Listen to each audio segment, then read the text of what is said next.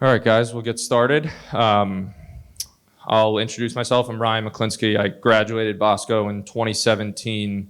I played baseball and hockey here and was lucky enough to go to Bosco with a bunch of family members, one being CJ up here. So I'll share a little bit about myself. I graduated Bosco in 2017 and then decided to play baseball at Seton Hall University for 4 years and was lucky enough to transfer to the University of Notre Dame for my fifth year, where I was a member of the third College World Series team in school history. I unfortunately tore my UCL and got Tommy John surgery, so I was at a little bit of a crossroads of essentially deciding whether or not to get the surgery and do the rehab. And I decided to get the surgery and went through the 18-month rehab of kind of uncertainty and where I was going to be next, and ultimately earned a contract with the Kansas City Royals in December of 2023 and played professional baseball for a short period of time. But that's kind of what we'll dive in today. We're going to talk about our sports careers, kind of what we've learned from sports and how it relates to character and leadership, and hopefully answer any questions you guys might have at the end. But I'll pass it along to Drew to introduce himself. Yeah, so how's it going, everyone? I'm Drew Fortescue. I also went to Bosco here for 2 years, and then I was fortunate enough to make the U.S. National Team Development Program, where I went off when I was 16, and I went out to Michigan to live by myself. So kind of a little bit about that place is it's kind of like a whole recruiting process, and they have a bunch of scouts that are going around kind of watching your games, and then they invite you to a 40-man camp, and then from there they pick a roster of 25 kids from all throughout the country to all come together kind of from your age group to kind of form a team. And then from there I ended up going to Boston College, and I'm currently a sophomore there playing hockey. And I was also fortunate enough after the time at the NTDP, I was drafted by the New York Rangers as well. I'm now currently playing for BC, and then hopefully someday I can go play for them. So now for CJ. What's going on, guys? I'm CJ McGee. Like Ryan said, I was here for 4 years. I graduated in 2017. I did play hockey and baseball here. After I graduated from here, I went on to play junior hockey in Shreveport, Louisiana. Moved away from home when I was 18 or 19 years old. When I was there for about 2 months before I got an offer to play Division I hockey at Quinnipiac University. I was then at Quinnipiac for 5 years. During my senior year, I was fortunate enough to win the first national championship in our school's history, so that was pretty cool. And then after my 5th year, I signed a pro contract to play in the ECHL for the Savannah Ghost Pirates. And then I went back the following year to play for Savannah Ghost Pirates again, and then I was traded to play for the Orlando Solar Bears, played for them for a couple months, and then I got traded again to play for the Indy Fuel. And then while I was there playing for the Indy Fuel during a game, I got sliced by another player's skate, and I ruptured my Achilles, so that's why you might see me hobbling around a little bit. So now I'm kind of hanging out a little bit, doing some PT, just trying to recover. I'll pass it over. Yes, so I obviously went to Bosco, but that was a tough decision for me to make with my family, as my dad and his 3 brothers all went to Bergen Catholic. And now we'll pass it over to Brian. Good morning, everybody. My name is Brian Gain. I'm the assistant GM of the Buffalo Bills, and I am a 1991 graduate of Don Bosco. I was here from 87 to 91, played football, played basketball here, went on to the University of Maine where I played tight end, and in 1995 signed a free agent contract with the New York Jets, bounced around the NFL from the Jets to the Giants to my last stop in Kansas City. I was done with that, and I've gone on for a 26-year career in NFL front offices and in scouting, player personnel, player evaluation, and scouting. Was in 5 different organizations, New York Jets, the Dallas Cowboys, Miami Dolphins, Houston Texans, and the Buffalo Bills. But what I hope today I get the opportunity to share with you is just to talk about the character and the leadership component of what we look for in the NFL players, especially for the Buffalo Bills, because that's who I work for. But I think I'll be able to shed some light on some of those things and kind of tie that into the theme of the day here as it relates to what we look for in players. And you'll find a lot of transferable skills that you guys are trying to learn right now as it relates to the character and the leadership component and why those things are important today. Thanks, Brian. I think obviously the overall goal today is character and leadership and faith, and I think oftentimes those traits are what get you to where you are, but everybody's path is different, and the three of us up here are fortunate enough to be related. We're all cousins and all kind of grew up in the same town, but we've all taken wildly different paths to get to where we are and to get to where we were. But I mean, we all remember sitting in these seats and listening to people talk, and I can tell you that I wish when I was sitting in your seats that I took that advice from these guys up here and the other panels a little bit more seriously, because I can tell you that it truly does matter and it will help you. So I'll kind of ask the first question for these guys. If you were sitting in these seats, what would be one piece of advice that you would give yourself? Yeah, I mean, I guess for me, one of the biggest things I would say is kind of having that inner circle kind of from through with your family and your friends. I mean, a lot of people have touched on today that brotherhood that you have at a school like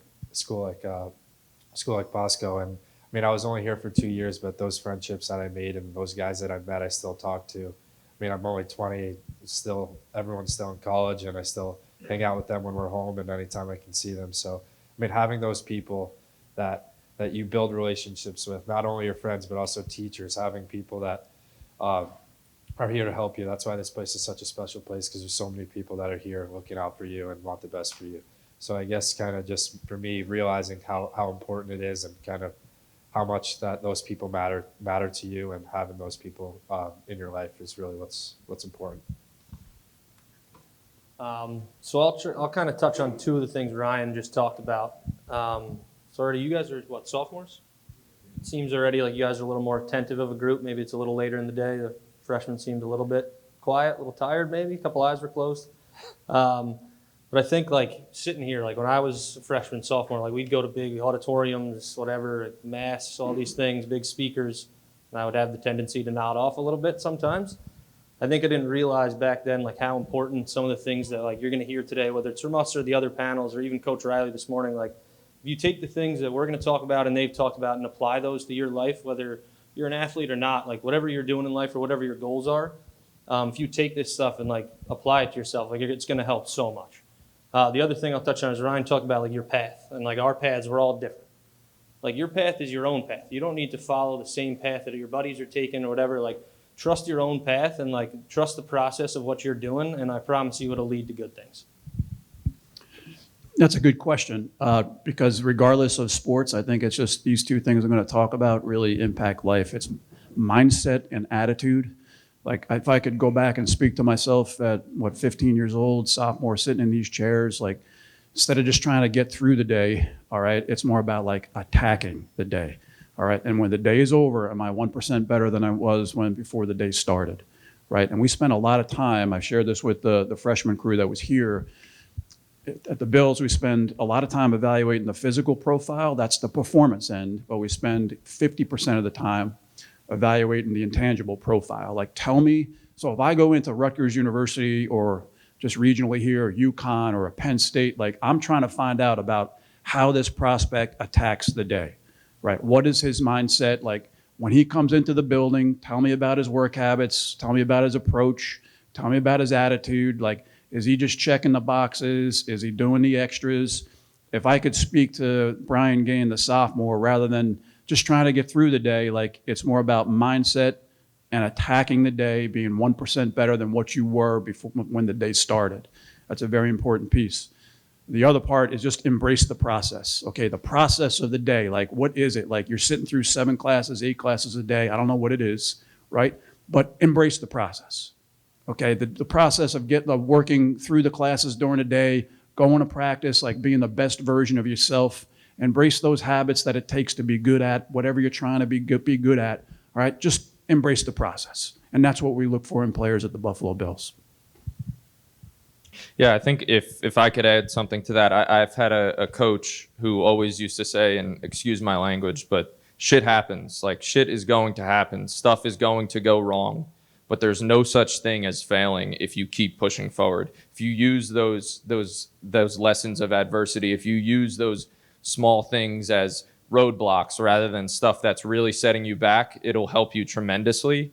And I think to kind of go along with that, knowing the difference between discipline and motivation is key, because I think that many times as a kid you look at something, you look at an athlete and you get motivated by something, a guy doing a workout or something, whatever it is, but it's not the motivation that gets you to where you want to be. It's having the discipline paired with the motivation and showing up and doing the little things right, is what really matters, because doing the little things, doing the boring stuff, that's what makes the big things come. And that's what will help you get to where you need to be. And I think kind of one more thing that I would ask these guys to kind of touch on is the component of adversity and dealing with adversity and how that adversity shapes you. So if you can kind of dive into it, Drew, how you handle adversity and take it from there. Yeah, I mean, I guess the biggest thing that I'd talk about is how I mentioned the U.S. national team. I mean, I was a 16-year-old kid, and I'm moving out to Michigan, and I'm away from my family. I'm living with the Billet family, and I was fortunate enough that they're unbelievable people. They're like a second family to me. But at first, you're out there, you're by yourself, and you're kind of thrown into it. Every day, you're at the rink. You got school in the morning. I was doing online school, which, yeah, that wasn't the toughest part, but I was doing that for about an hour and a half, and then it was right into the weight room for about an hour, and then straight on the ice for about 2 hours. And it's like you're a 16-year-old kid, and you're living like this pro lifestyle of a daily grind of every day going to the rink and doing that. And it can be tough. It's like you have to mature really quick and grow up. And I guess kind of the biggest thing of how you handle that is, like I talked about, is having those group of people. Like for me, I'm fortunate enough to have a really big family of people who have played, like these two guys. They played sports, and obviously I watched them growing up. The guys I look up to and guys I always ask for advice. So I guess just the biggest thing with adversity is kind of having those people, and also just believing in yourself and knowing that kind of the work that you put in, it's going to pay off in the end. Sure. What did the Billet family do with your call?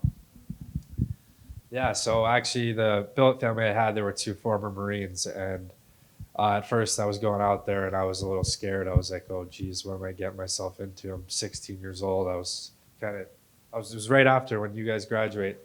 Going into next year, I left here, went out there, and I'm going to live with two Marines. I have no idea what to expect. I'm like, holy shit, this is kind of crazy. But I was a little nervous, but it was something that was definitely crazy. And those people, those two people I lived with are two of the greatest people that I've ever met. It was tough. It took a little bit of maturing, and like you were saying, they were strict, and I think it was something that I needed, was to have a little bit of discipline in my life, and it's something that's important. I wasn't allowed to sleep with my phone in my room. I'd have to go plug it in outside, and go to bed, and I'd get up on my own, make myself breakfast. I'm 16 years old. I'm like, what am I doing? I'd go to the rink and do that, but I think it really made me grow up and realize kind of just like how important that stuff is, and kind of having those things is really important. What do you got for us, Siege? Yeah, so I'll touch on kind of some of the adversity I faced and then kind of how I dealt with it. So when I was in high school, like at Bosco, like I was a pretty good hockey player, I think, and then I go down to play junior hockey in Louisiana, and I kind of thought like, oh yeah, like I'm a good player, like this is going to be easy, this is going to be fun. And I get there, and we're at the end of our training camp, and I get called into the coach's office. I sit down, and they're telling me like, like we thought you were better than this. Like you're kind of not really where we thought you were. Like we thought you were going to be a better player. And now it's kind of a wake-up call for me. So Coach Riley this morning talked about like at the end of the day, looking in the mirror and being able to tell yourself like you did work hard that day or maybe you didn't. So then I would sit down and I'd look at myself and I'd be like, oh man, like maybe I'm not working as hard as I need to. So that was a little turnaround for me. I was like, all right, I need to work harder. I need to grind more. So I started going in the gym, working harder in practice, working harder in our little scrimmages that we would do. And then fortunately for me, a month later, I get my offer to play at Quinnipiac, and none of that would have happened if I didn't get called in and told, like, listen, you're not cutting it. You're not good enough right now. So like I'm thankful for those guys telling me like, listen, instead of just cutting me, telling me like, listen, we think you can work harder, we think you can be better. And thankfully I was able to work hard and get to where I needed to be. And then I get to Quinnipiac and things were even crazier. Like I thought I did really well in juniors. Like I thought like, again, I'm going to get to school, it's going to be fun. I'm going to have to work hard, but maybe not too crazy. I'll get there and I'll play. And I mean, I didn't play for a good bit at the start. I wasn't playing in games. I was struggling in practice to keep up. I was struggling in the weight room to keep up. And then again, when I did, I looked at myself in the mirror. I'm like, are you working hard enough?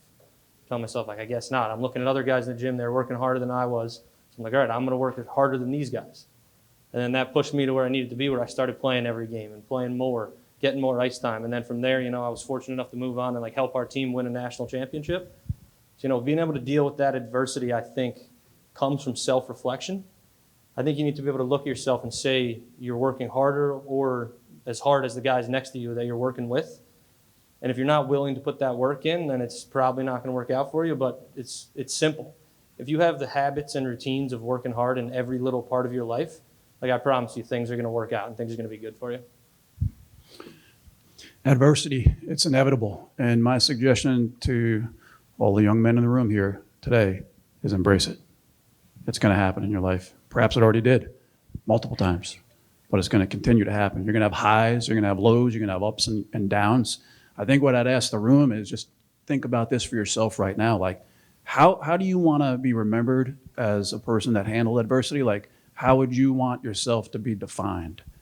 Because in my profession, we often talk about this. Adversity will reveal the true character of the prospect. 2-minute drill, you're down by 3. Tell me how the quarterback responded. Okay, 4-minute offense, that offense has to go out to the field and burn the clock out and not give it back to the opponent. Okay, it's 3rd and 7 and not 3rd and 2. Did the receiver run the route the right way? Did the left tackle give great energy and effort to finish the play? Like, there's going to be measures of how you handle adversity. Just ask yourself, like, how do you want to be remembered, or how do you want to define yourself as it relates to that? I'll give you a great example. My son is 9. We got 4. He's my youngest. He goes and he pitches the other day, and I'm watching him. Lets up 2 big hits, and I see he's crushed. I can see just his body language. He's crushed. But like, he and I make eye contact, and I just told him just to settle down. He goes out and he strikes out the next batter. They get out of the inning. The game is over. And he says, Dad, I let up those 2 hits. I was like, no. I was like, the best part of that game was when you settled down after you let up those 2 big hits. And it was how you responded to the adversity. He is 9. Like, I'm dealing with stuff on the NFL level. And that right there was probably the biggest impact I had on an individual that week, that month, never mind anything in the NFL front office. Was just that teachable moment right there of showing him and reinforcing the importance of how you respond to adversity can define you. Just ask yourself, how do you want to be remembered when adversity strikes?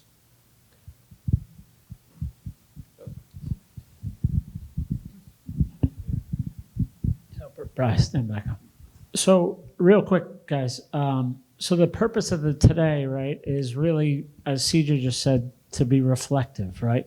So one of the goals was, okay, we have these 3 different panels. You can learn from them, right? There's business. Some of you guys may decide to be great businessmen, right? Some people may have desires to play athletic sports at the high school level, college sports, or whatever other dreams you have. Some of these guys can tell you that dreams can come true, but it took a lot of adversity and grit to kind of get there, right?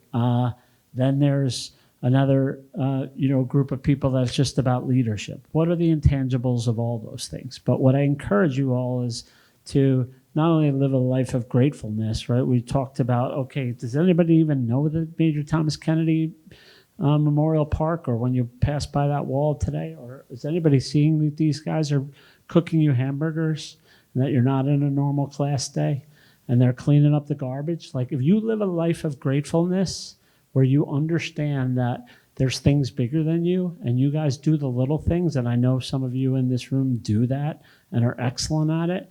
And I'm just going to start by turning it back to Mr. Gain, right? We were classmates, best buddies growing up. Our only job in life was to laugh, right? We just had a ton of fun together, right? He never thought he would be in the front office or in charge of draft picks of Josh Allen and other people. Never thought it.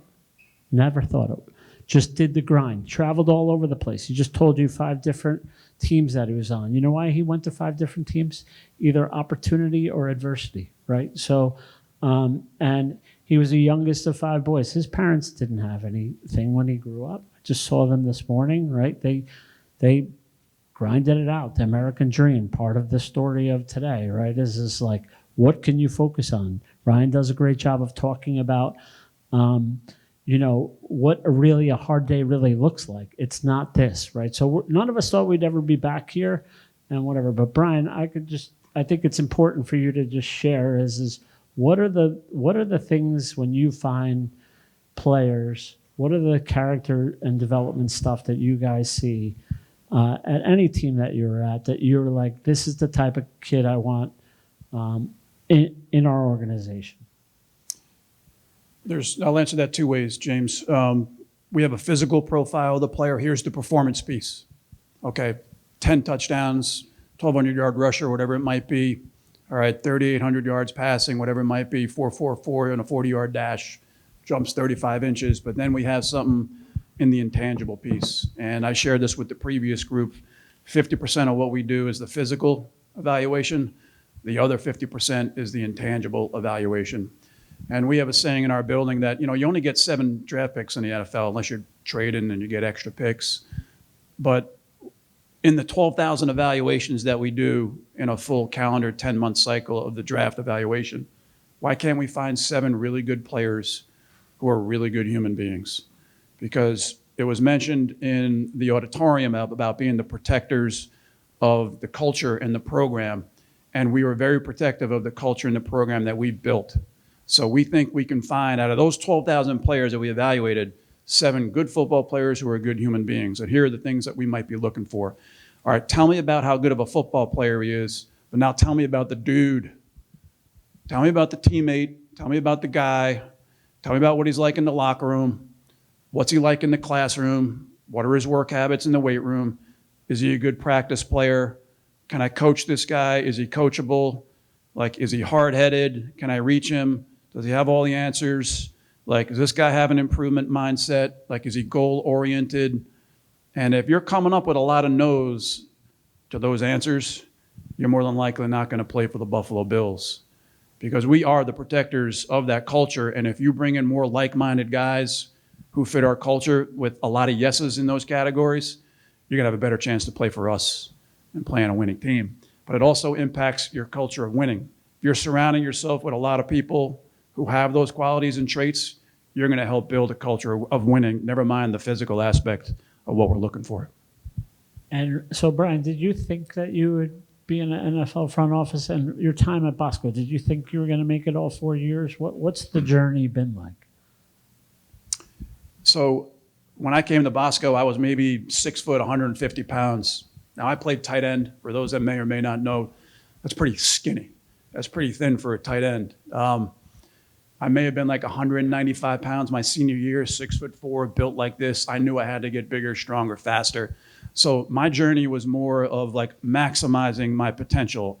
And my physical potential probably maybe wasn't reached here until I left here and became like a 20, 21-year-old guy at the University of Maine. But my goal was to play college football. Perhaps I wasn't thinking beyond that. Like if I was 10 years old or 15 years old here at Don Bosco, like I knew I wanted to play college football. How was I going to get there? What was the map? What was the blueprint? And I think the message, what I'm sharing to the room is like, perhaps I wasn't thinking about like my career in the NFL because that was far. I wasn't even thinking about that.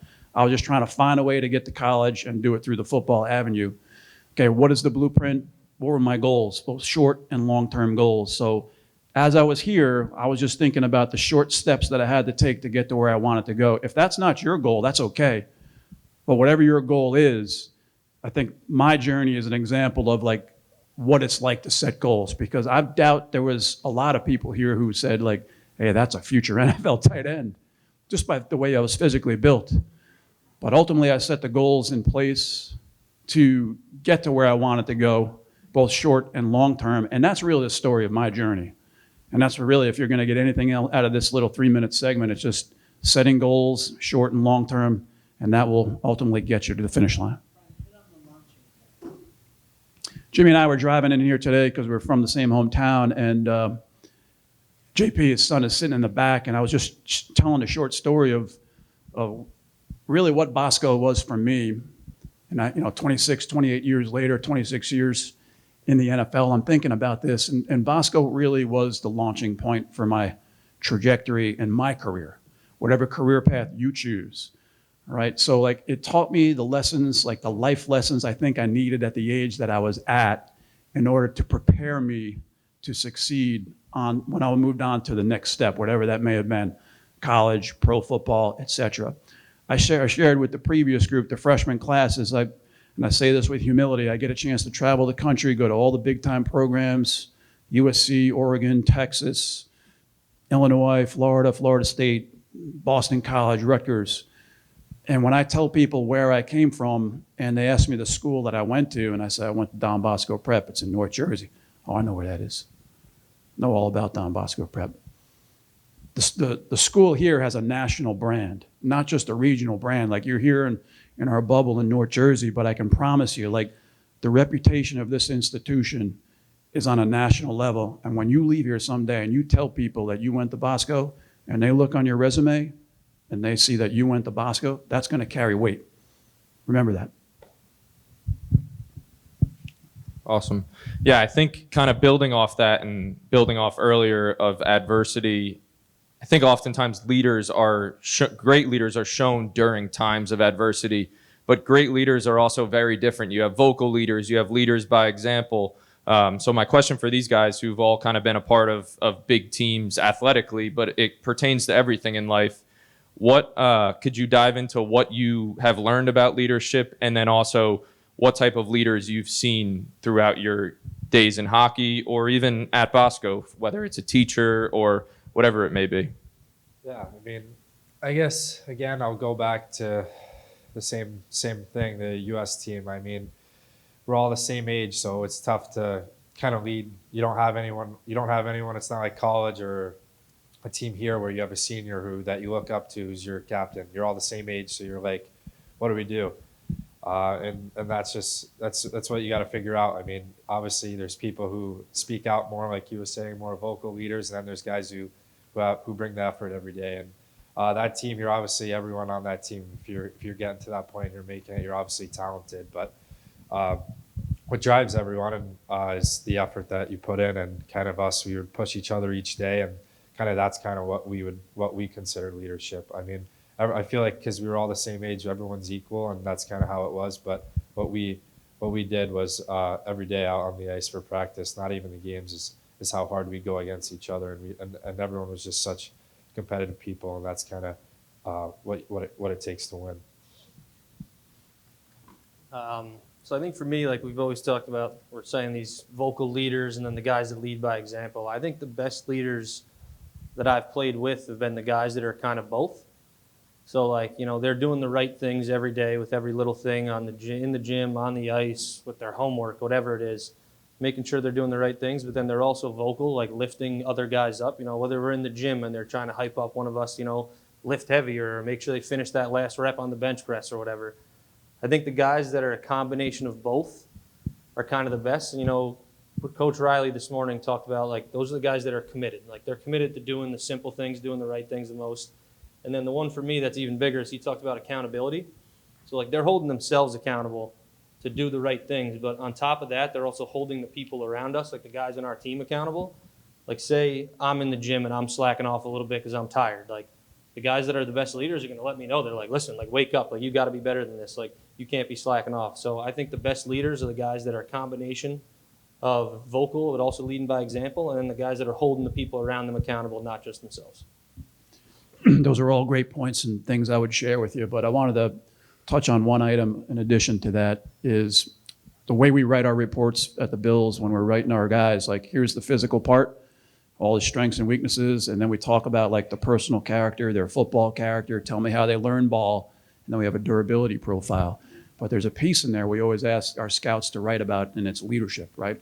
Talk to me about leadership, not just is he or is he not. Talk to us more about his style of leadership.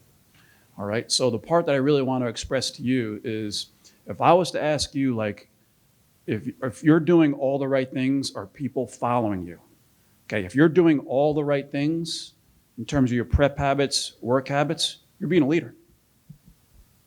You may not think it is, because perhaps you always think it's the vocal ones, right?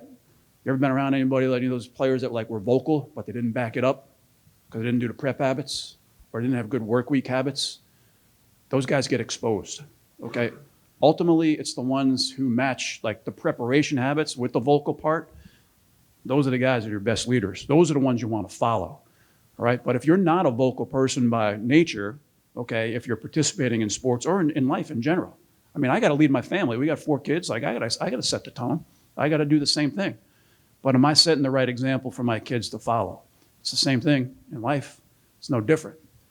But you will be a leader if your behaviors and habits are winning behaviors and habits, and just ask yourself, would people follow you and follow your behaviors and habits? And if you say yes, you're being a good leader.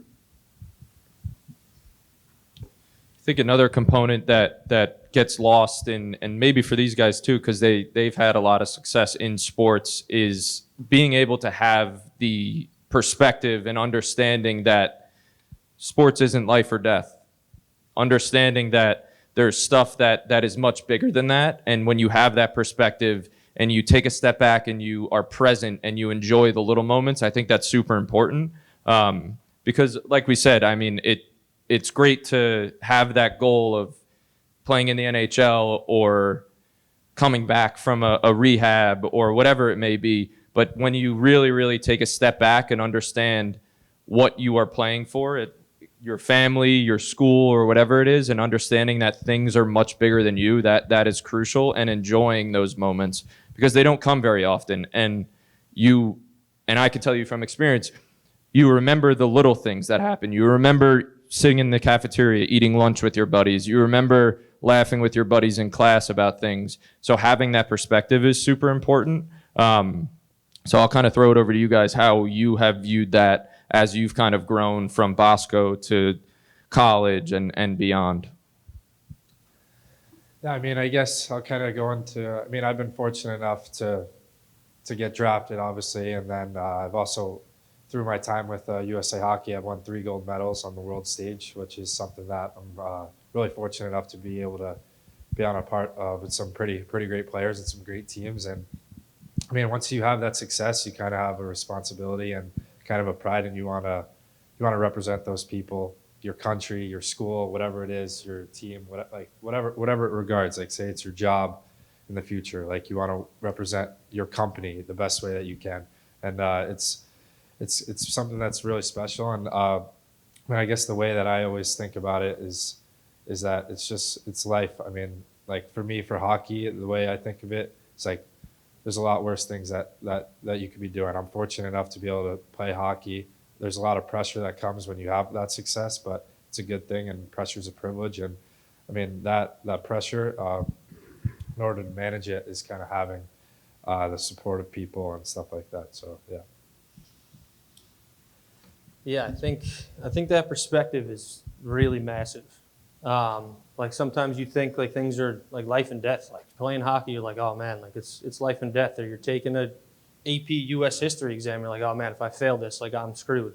But like when you look back at it, like we're older, obviously we can look back on and realize it's really not that big. I mean, it's important, but not as important. And I think like reflecting on our time here, we remember the little things more than anything.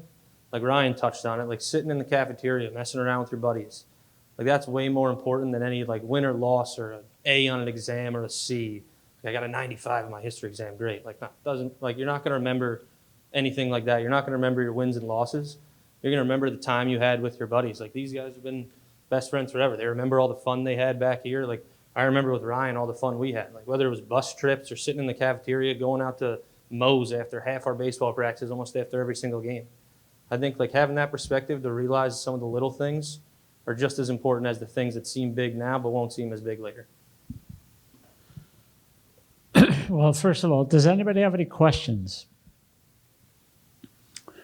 So first of all, loosen up. Let's relax. Okay, this is, again, just supposed to be a special day, but I mean, I really think that if you practice a life of gratefulness and the teachers that have shepherded you through today, the administration, the fact that you have people cooking their hips off here with burgers, like, please be grateful to these wonderful people that are going to feed you and be kind to you. So Coach Riley talked a lot about it's free to be a good person. Doesn't matter what faith, religion, culture, or whatever. Ryan, what would you characterize a good person as? I think the most important thing to be a good person is to having a mindset of giving and having a mindset of looking out for your peers or even strangers for that matter. Because if you sit every day and you're so focused on yourself, you're not going to grow that way. So I think if you make it a goal every morning or every single day to do something for someone else, then you are on the right path to be a good person. And just by being a good person will open so many doors for you. I can't tell you how many times throughout my life thus far that I've met someone or gotten an opportunity just because the morning of I held the door for someone or whatever it may be. It's the simple little things that go such a long way. And that stuff is what's going to carry you throughout your years at Bosco, in college, and then beyond, because that's what really matters. It's not the sports aspect of it. Cool, you struck out the side or whatever it may be. But did you go home and did you thank your mom for making you dinner? Did you thank your teacher for whatever they did for you that day? And that's what's truly important. If you want. Yeah, right. I'll add to this. You heard me talk about so much time spent in NFL scouting, just finding out about the character and the background of players. We ask that very question about every prospect that we may draft. Like, is this a good person? You heard me say it earlier, just in frankest of terms, like, is this a good dude? And ultimately, what we just want to know is, like, does he treat others the way that he would want to be treated? I don't know if you guys heard this story, but Josh Allen was the MVP, and at his MVP presentation, he talked about be good, do good, God bless. And I can promise you the guy lives it. The guy lives it. And what I mean by that is, like, when we descend into these schools to find out about these players, I will speak to the head coach, the position coach, the coordinator, the strength coach, the trainer, but I will equally talk to the front desk lady. I will equally go talk to the equipment person, maybe even like the number 3 or number 4 equipment person. I'll ask the guy that's washing the socks and the undergarments. I'll ask the guy that holds the chains at practice just to find out a little bit about how this person treats others around him, because that can define you of how well you treat people like that in terms of your career.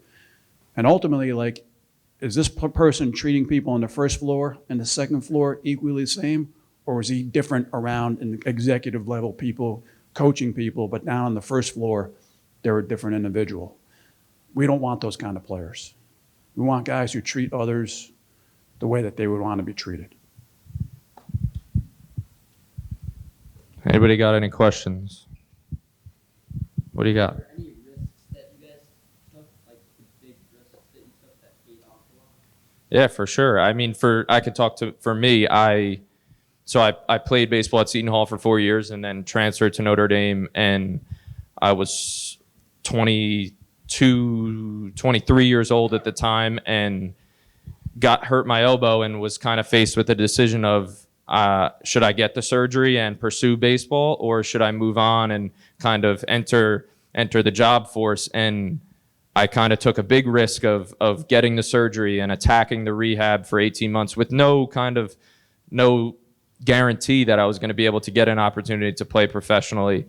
But it's that belief. It's that belief that you have in yourself. And it's also super important to have that system around you, whether it's your friends, your family. That's what's going to push you forward when you take those risks, because it is important to take the risk. It's important to believe in yourself, to do things that are hard, and you know that they're going to be hard, but you do it because it's hard. You guys got anything on that? I think Drew could probably tell the same thing as me. Like with him taking the risk to go live in Michigan with a random family. Like I did the same thing after high school. I moved down to Louisiana. I'm going to live with a random family. And I'm going to play with 25, 20 guys that I've never met before. I don't know anybody there. Don't know anybody in Louisiana. I'm from New York. But like taking that risk to go down there, like paid off massively. If I didn't go down there and play, I never would have went to Quinnipiac. I never would have won a national championship, and if I never went to Quinnipiac, I never would have been able to have the chance to play pro hockey. So I think like risks are definitely important. Like if you put in the work though, the risks will be mitigated. Like if you put in the work to be better and like get better every day, like the risks aren't as big as they may seem. Any other questions? It could be stupid questions. There's no stupid questions. So I'm going to ask Brian. Brian, why was Josh Allen not recruited by any colleges? What did you guys see that in college that made him recruited by the Bills? Just so you guys know, Mr. Geen was one of the finalists for the New York Jets GM job. Wanted to stay in Buffalo because of the ecosystem that they already built, but was cherished enough to have these things. So when you ask about risk, he moved him and his family all across the country to get to where he is today. And all of you are going to take risks along the way. Coming to Bosco is a risk, right? The fear of failure is always a risk, right? But as it's been said over and over, that adversity is where you're going to win. What I would encourage you all the most, though, is everybody has their own path. You don't have to have it figured out today, right? Just breathe. Give yourself some credit. Work a little harder on the things that you suck at, right? And you'll be surprised. But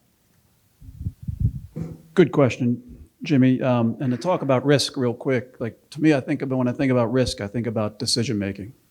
Okay, every day when you wake up, the coach taught me this years ago, like think about it. I'm going to brush my teeth. What time am I going to leave for school? All right, am I going to study for that test? All right, what am I going to have for lunch? Like I'm already thinking about that right now. But my point is, like, you make decisions through the day, right? But when it comes to the question I was asked about risk, like I just think about the decision-making process over my career, all right? So that's what I wanted to touch on with the fact that you mentioned risk. But in regards to Josh Allen, like Josh Allen is a great story of maximizing your potential, all right? Everybody has that in this room in terms of the profile of like what your potential could be. Josh was a self-made individual, self-made player, raised on a farm in California, was a 0-star recruit. If anyone knows anything about the recruiting process, there's stars 1 through 5. He was 0. All right, didn't have any offers out of high school. May have been 6'4", 200 pounds, whatever he was. Wasn't big enough, wasn't strong enough, wasn't fast enough. No one offers him an opportunity to go play college football except a junior college in California. Goes to the junior college, sends out hundreds and hundreds of profile tapes, emails to coaches. One school, University of Wyoming, offers him a scholarship to come and play football there. Makes himself, all right? It didn't just happen, okay? Makes himself into a first-round draft pick. Was a 200-pound, 210-pound guy when he arrived, left the building at 240, 245 pounds, running 4.5, 4.6, whatever he ran. So the story, what I'm trying to tell you about Josh is he had this physical profile and potential of being this guy down the road if he did X, Y, and Z. Well, he did X, Y, and Z, okay? But he also matched it with the intangible profile, and that was the want to, the physical want to, the mental want to, the heart want to. And I shared this description earlier with the freshman class. The reason why Josh Allen is who he is today is because, number one, he's a really good athlete. He's a really good football player, but he wants to be great, okay? He wants to be great, highly competitive, but he has 2 things on top of the physical profile. 2 things. And I think everybody can have this in this room, even if you don't have the physical piece of it, okay? And I'm going to point to it, and you're probably going to know what I say, okay? It's this, and it's this. He has those 2 things. Some players in the NFL have one of them. Some have 2 of them. Some have none of them, but they have the physical piece of it. But the reason why he's great is because of this and because of that. Questions. 2 burgers if you ask a question. What do you got?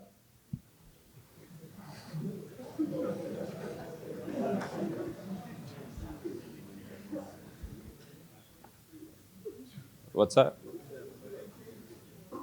What intangibles are most important?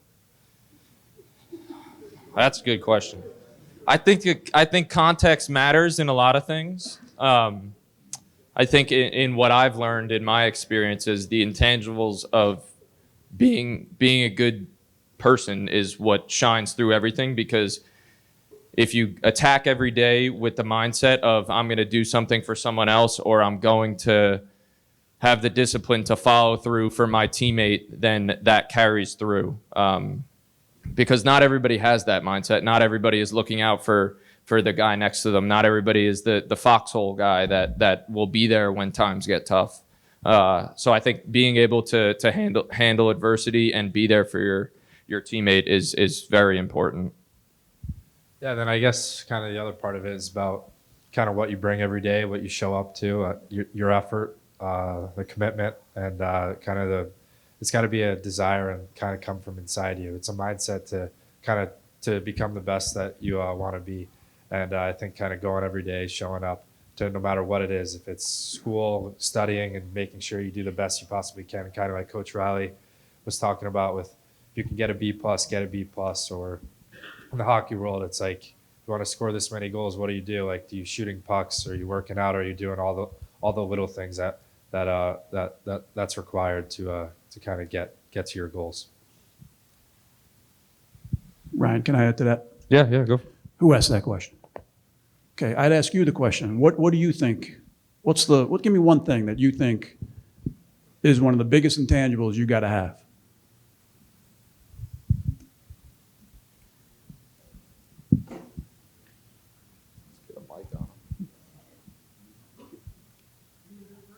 All right, that's a great quality, like being a good teammate. Okay? Right.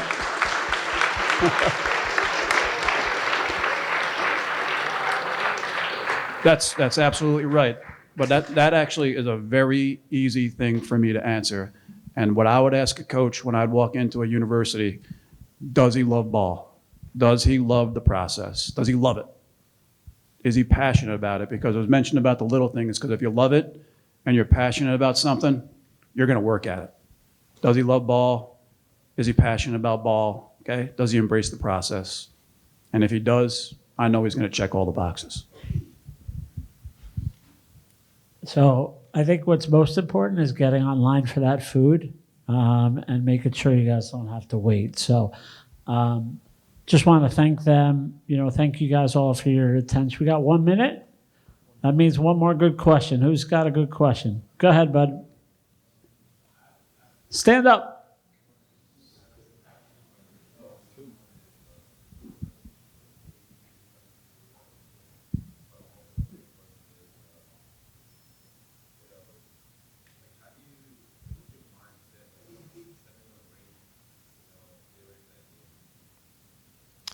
Yeah, I can answer the first one. To build the discipline, it all starts with one action. There's a great book called Make Your Bed, and it's just a matter of you make your bed in the morning, and then the next thing happens, and then the next thing happens. You build those habits and that discipline by doing the first thing. You do the first thing, and that translates to the second thing, to the third thing. And it also helps to surround yourself with great people, and you guys are very much surrounded by great people here at Bosco. And so from a sports perspective, I'm sure there's some great athletes here who you guys can push each other and you can build those habits together. But then there's also teachers and coaches who will help you and give you the tools that you need. And then if you guys want to answer the second one. Yeah, I'll try and make it quick because it seems like we're getting ready to go eat some burgers. But for that mindset piece of stepping out on the field or stepping out on the rink, I think it's kind of like the confidence and belief in yourself and knowing that you've put in the work to earn the opportunity to be where you are. You can't just get the opportunity to walk out on the field or out on the ice just because you're there. You have to put in the work, and then through that work, you believe in yourself and have the confidence to do it. All right, guys, let's give you guys